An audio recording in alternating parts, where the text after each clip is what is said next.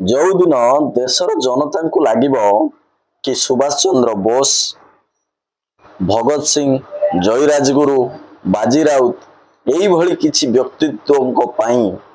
आज देश स्वाधीन होइछि जो माने देशर स्वाधीन पाई निजर जीवन बलिदान देदेले से भली व्यक्ति देश स्वाधीन होइछि बड़की जो माने भाबुचंती किछि जो माने देश स्वाधीन परे परे सरकार को आसिले इंग्रेज मानकर चाटुकारिता करथिले इंग्रेज मानकर गाड़ी रे यातायात करथिले इंग्रेज मानक पाखरु मासिक भत्ता नउथिले